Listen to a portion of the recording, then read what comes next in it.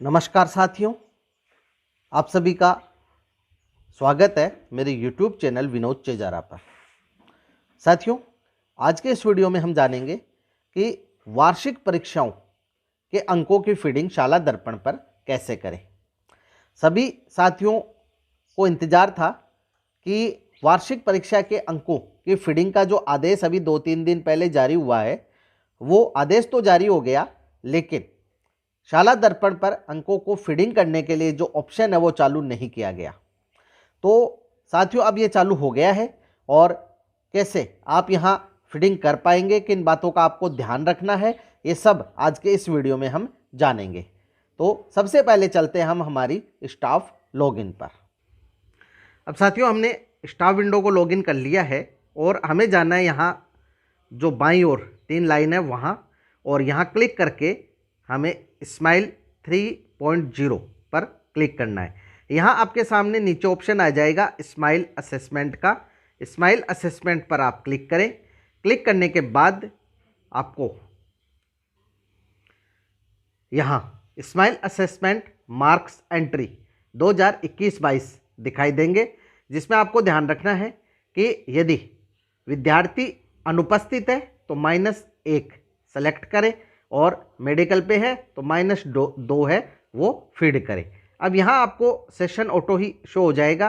Class, आप अपनी जो भी क्लास है, जिस भी क्लास के क्लास टीचर है वो यहाँ आ जाएगी। इसके बाद सेक्शन पैटर्न में आप 1 by 1 यानी जैसे पहले हिंदी, फिर इंग्लिश, मैथ, SST, ऐसे एक सब्जेक्ट की एंट्री करें, क्योंकि अगर आप ऑल कर लेंगे और सभी सब्जेक्ट बनने के बाद जब सेव करेंगे तो साइट का टाइम है वो टाइम आउट हो जाएगा और साइट लॉग आउट हो जाएगी। फिर आपने जितनी मेहनत की है अंकों की फीडिंग में वो व्यर्थ चली जाएगी। इसलिए आप एक ही सब्जेक्ट का चुनाव करें और चुनाव करने के बाद यहाँ आपको एनुअल एग्जाम सेलेक्ट करना है और शो पे क्लिक करना है। क्योंकि ये बोर्ड क्लास है 10वीं, इसलिए यहाँ ये ऑप्शन है लागू नहीं होगा।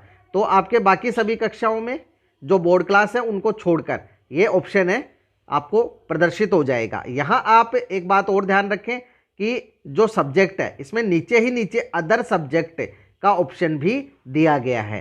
तो अदर सब्जेक्ट में सभी ऑप्शन एक साथ ओपन हो जाएंगे और वहाँ आप इनकी फीडिंग कर पाएंगे। एक बार हम विद्यालय की शाला दर्पण को लॉगिन करते हैं और वहाँ ये प्रोसेस देख लेते हैं। विद्यालय की शाला दर्पण को लॉगिन करने के बाद आपको स्माइल 3.0 टैब पर क्लिक करना है। यहाँ फिर आपको ऑप्शन नीचे मिल जाएगा स्माइल असेसमेंट 21-22 का।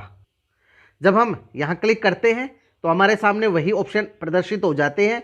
यहाँ से हमें क्लास सेलेक्ट करनी है, जैसे 9वीं क्लास सेलेक्ट कर लेते हैं। इसके बाद सेक्शन ए सब्जेक्ट में आप यहाँ ऑल करके भी फीडिंग कर सकते हैं और एक सब्जेक्ट की भी फीडिंग कर सकते हैं। एनुअल एग्जाम और फिर शो, लेकिन आप एक सब्जेक्ट की ही एंट्री करें ताकि साइट है वो टाइम आउट नहीं हो। यहाँ सबसे पहले हिंदी में पोर्टफोलियो के और फिर रिटर्न के मार्क्स है वो भरने हैं। तो यहाँ आपको ध्यान रखना है कि जो पेपर है 100 नंबर का है, 100 में से 80 जो है वो पेपर के नंबर हैं और 20 है वो पोर्टफोलियो के नंबर है कक्षा 9 में। इससे संबंधित अंक विभाजन जो है आपको वीडियो के डिस्क्रिप्शन में भी मिल जाएगा, आप वहां एक बार उसको देख लें।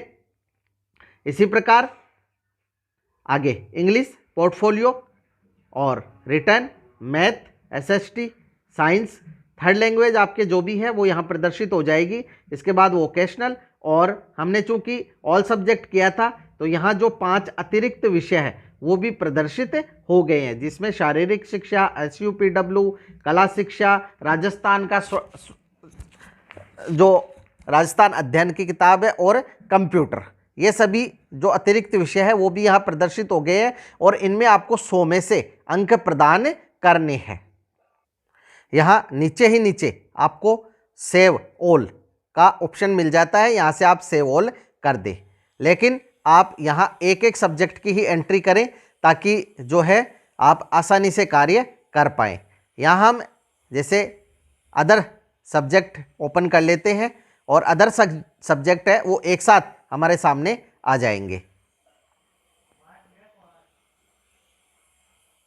यहाँ आप देख सकते हैं ये पांचों विषय है वो आ गए हैं। तो यहाँ भी आप जो पांचों विषय हैं उसको एक ही बार में एंट्री करनी होगी, क्योंकि अदर सब्जेक्ट में ही ये पांचों दिए गए हैं, अलग अलग नहीं दिए गए हैं, इसलिए इनकी एंट्री करते समय थोड़ा सा समय का आप ध्यान रखें। अब साथियों ये वो आदेश है जो कि निदेशालय से जारी हुआ है, जिसमें वार्षिक परीक्षा परिणाम की शाला दर्पण पर एंट्री के संबंध में बताया गया है। यहाँ आप देख सकते हैं कक्षा 1 से 4, 6, 7, 9 और 11 इनकी जो एंट्री है हमें शाला दर्पण पर करनी है और 16 मई को हमें रिजल्ट है वो घोषित करना है, इसलिए इससे पहले पहले एंट्री कर लें। यहाँ आपको ये भी ध्यान रखना है कि जो अतिरिक्त विषय है जैसे कला शिक्षा, स्वास्थ्य शिक्षा, जीवन कौशल, इनमें 100 में से आपको ग्रेड देनी है। तो बच्चे के जितने अंक बन रहे हैं उसके अनुसार आप ग्रेड का निर्धारण कर ले और ग्रेड दे दे। यहाँ हम देख सकते हैं अतिरिक्त विषयों यथा कला शिक्षा, स्वास्थ्य और शारीरिक शिक्षा, जीवन कौशल इत्यादि विषयों में विद्यार्थियों को वार्षिक परीक्षा तक के अंक जो 100 है उसमें से प्राप्तांकों के आधार पर A+ से D तक ग्रेडिंग दी जानी है। यदि कोई विद्यार्थी वार्षिक परीक्षा में इन विषयों में अनुपस्थित है परंतु अन्य विषयों में उत्तीर्ण है तो विद्यार्थी को D श्रेणी का मानकर उत्तीर्ण कर दिया जाए। बाकी निर्देश जो पहले टेस्ट के समय जारी किए गए थे वही रहेंगे। बाकी जो निर्देश है उसमें ये पहले हमारे पास जो निर्देश है वो आए थे, जिसमें आप देख सकते हैं कक्षा 1 से 2 और 3 से 4 में आपको जो पेन पेपर टेस्ट है वो लेना है, जिसमें 50 नंबर का टेस्ट होगा, 20 पोर्टफोलियो के हैं और 30 की मौखिक है। कक्षा 1 से 4 तक यही विभाजन है। इसके बाद कक्षा 6 और 7 में 70 नंबर का पेपर है, 20 पोर्टफोलियो के हैं और 10 मौखिक परीक्षा के हैं। और कक्षा 9 में 80% लिखित और 20% है पोर्टफोलियो के हैं। यहाँ कक्षा 11 में गैर प्रायोगिक यानी जिसमें प्रैक्टिकल सब्जेक्ट नहीं है 80% लिखित के हैं और 20% है वो जो है पोर्टफोलियो के हैं। अब यहाँ साथियों जो प्रैक्टिकल विषय है उसमें प्रायोगिक यानी प्रैक्टिकल के 30 नंबर है, लिखित परीक्षा के 56 नंबर है और आंतरिक मूल्यांकन के 14 नंबर, टोटल 100 नंबर इनके हो जाते हैं। साथियों ये वो आदेश है जो कि विभाग ने 3 मार्च को जारी किया है। इसमें आप पूरा विवरण है वो देख सकते हैं, किस तरह से आपको अंकों का विभाजन है वो करना है और परीक्षाएं संपादित करवानी है और अंकों की फीडिंग करनी है। अब यहाँ साथियों कुछ कन्फ्यूजन है वो भी हम दूर कर लेते हैं। साथियों जो कक्षा 1 से 4 है वहाँ हम देखते हैं कि CCE या SIQE लागू है, जिसमें हम अंक नहीं देकर और ग्रेड में रिजल्ट है वो जारी करते हैं। पिछले कुछ वर्षों में कोरोना के कारण केवल क्रमोन्नत किया गया और क्रमोन्नति प्रमाण पत्र हैं वो शाला दर्पण से डाउनलोड हुए हैं, लेकिन इस वर्ष विभाग ने स्पष्ट आदेश नहीं जारी किए हैं अभी तक। कुछ जिलों में जो समग्र मूल्यांकन पत्रक है वो वितरित कर दिए गए हैं और वहां उनके अंकों के आधार पर ग्रेड निकालकर हमें ग्रेड भरकर और विद्यार्थियों को देने हैं। ये जो समग्र मूल्यांकन प्रपत्र है वो शाला दर्पण पर भी आप देख सकते हैं। जैसे ही आप गूगल पर शाला दर्पण टाइप कर पहला ऑप्शन शाला दर्पण का ओपन करते हैं, शाला दर्पण इंटीग्रेटेड के होम पेज पर यहाँ आपको एक नई अपडेट दिखाई देती है। तो ये प्रपत्र 10 से संबंधित है और इसके बाद जो अपडेट आएगी वो है समग्र मूल्यांकन पत्रक से संबंधित। छात्रों के लिए समग्र रिपोर्ट कार्ड कक्षा 1 से 4, यहाँ जब आप क्लिक करते हैं तो ये रिपोर्ट कार्ड डाउनलोड हो जाता है। अब विभाग ने अभी तक ऐसा कोई आदेश जारी नहीं किया है कि रिपोर्ट कार्ड इसमें बनाना है और छात्रों को वितरित करना है। तो अगर कोई आदेश आता है तो आप उसका इंतजार करें या आपको कोई ऐसे निर्देश मिले हैं तो उसके अनुसार आप कार्य करें। जब ये रिपोर्ट कार्ड डाउनलोड होता है तो आपके सामने कुछ इस तरह से दिखाई देता है, जो 4 पृष्ठ का है, आगे पीछे एक पेज पर 2-2 पृष्ठ है, ये प्रिंट हो जाएंगे। यहाँ इसमें आपको ग्रेडिंग सिस्टम जो कि आप पहले देते थे वही देना है और ये बना करके विद्यार्थी को वितरित करना है। तो ऐसे रिपोर्ट कार्ड कई जिलों में वितरित कर दिए गए हैं। हो सकता है जिन जिलों में वितरित नहीं हुए हैं वहां भी वितरित हो जाए और इसमें आपको जो भी निर्देश या आदेश मिलते हैं उसके अनुसार आप कार्य करें। ये तो बात हुई कक्षा 1 से 4 की। अब हम बात करते हैं कक्षा 6, 7, 9 और 11 की। तो साथियों कक्षा 6, 7, 9 और 11 में ऑनलाइन शाला दर्पण पर ही एनुअल एग्जाम के अंकों की फीडिंग हो गई है और मेरा ऐसा सोचना है कि जो मार्कशीट या प्रमाण पत्र है वो भी यहीं से जनरेट होना चाहिए।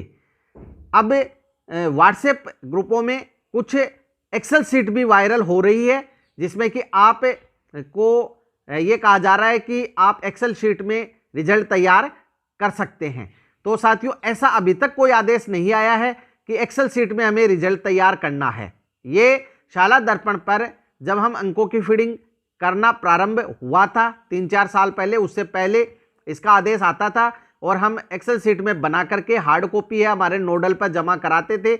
लेकिन जब से शाला दर्पण पर अंकों की फीडिंग प्रारंभ हुई है वहीं से जो रिजल्ट या ग्रीन शीट है वो जनरेट होती है।